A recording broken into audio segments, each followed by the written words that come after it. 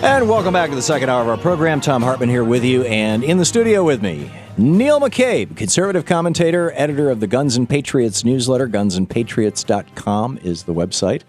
This is your principal gig, Neil, is the Guns and Patriots thing? It absolutely is, but I'm a senior reporter at Human Events, and so from time to time I will weigh in at Human Events with issues and stories of the day. Yeah, okay. So conservative... Very conservative. Magazine, website. Well, I mean, the newspaper itself closed 2 years ago, so it exists as the website. But when it was it was the senior conservative national publication for 70 years. It was a national newspaper. Is that the one that William Buckley ran for a while? Or no, that's the National Review. That's the National Review. But of course, the great Ann Coulter started Human Events, and there's a. Oh, really? Oh, yeah, and she's still our legal editor, legal affairs editor. The great Ann Coulter. Oh my God. So. Usually you come on here and you and I are beating each other up over something. I'm just curious if the Republicans take the Senate, if the Republicans take a bunch of state houses, and if they increase their hold on America and these judgeships. I mean, you've got like this Supreme Court Justice Judith French. She said, so forget all your other votes if you don't keep the Ohio Supreme Court conservative, right? She, just nakedly saying, vote for me, give me money.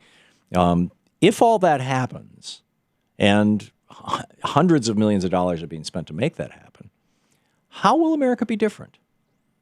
Well, I think on one level, for most Americans, it'll be absolutely the same. It'll be the same sort of life that they've been leading. I don't see like huge changes, coming for everyday life. I think that really what we're doing in Washington, there'll be just a new group of lobbyists and a new group of people who will be looting the Treasury. And so it's like the old group that was connected with the Democrats, they're all done looting.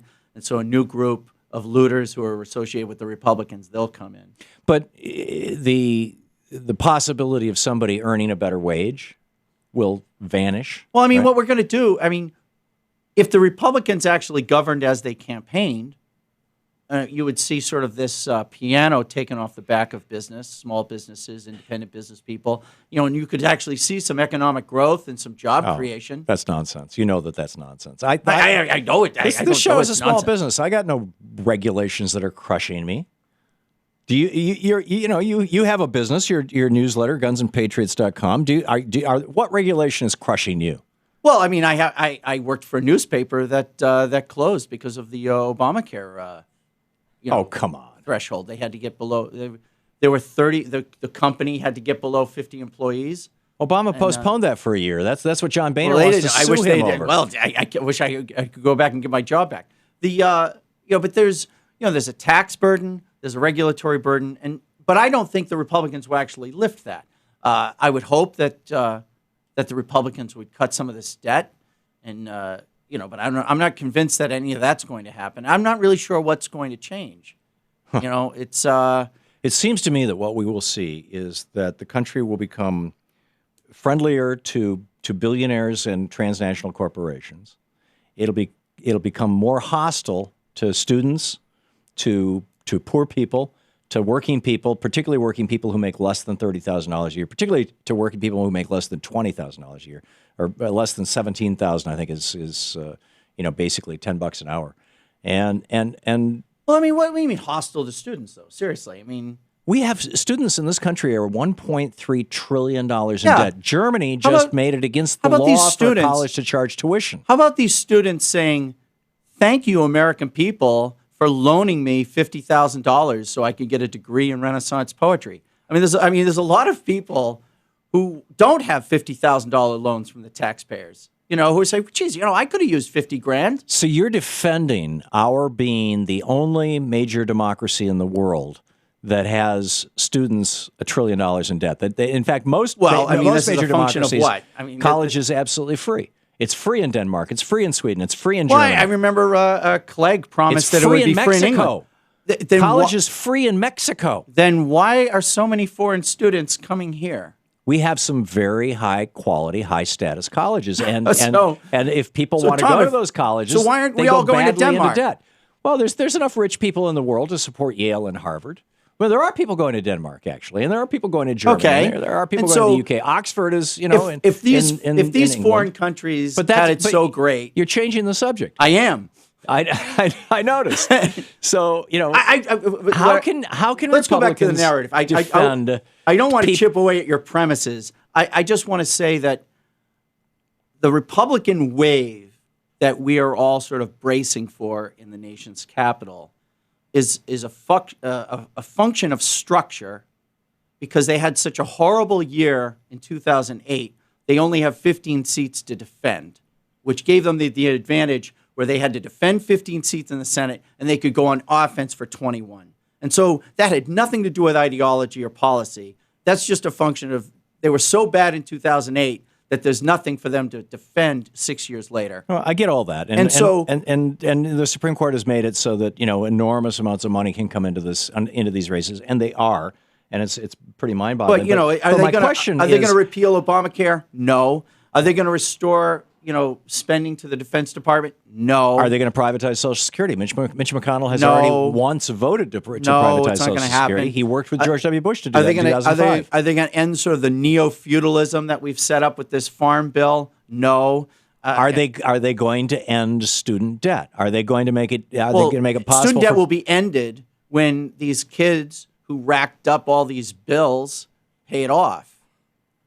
Nobody put a gun to these kids' head and said, you must borrow $70,000 from the Treasury what I think most young people were told and what they believed was that if they took on this debt and went to college, there would be a job waiting for them that would pay enough that they could pay off the debt. It's a scam.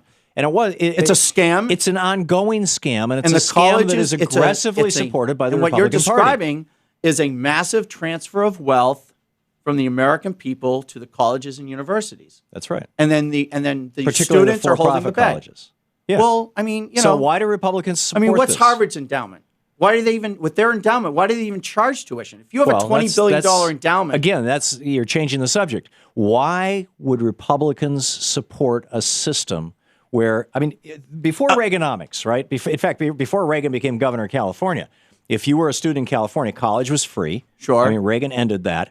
And so when you graduated from college, when you got your first job, you know, within a couple of years, you could save up enough money to put down a down payment on a house, and you could start building equity. Oh, listen, Tom. Now people can't do that until they're 50 years old because they got to pay off their damn student loans. I could work all summer and just about make what it would cost my in-state tuition in Massachusetts. I did that in Michigan. But people have no idea what I'm talking about. But what happened is when the government subsidizes demand, the prices go up. The price of college has gone up every year because there's no downward pressure. So what you're saying is that Republicans will change the student debt equation how? Because first of all, I disagree with your premise, but I mean supply and demand. You disagree with? No, I disagree with your argument that the government is creating demand for college. What's happening is that we have allowed for-profit colleges to prosper, and we've allowed a banking industry. The biggest thing that's driving college debt right now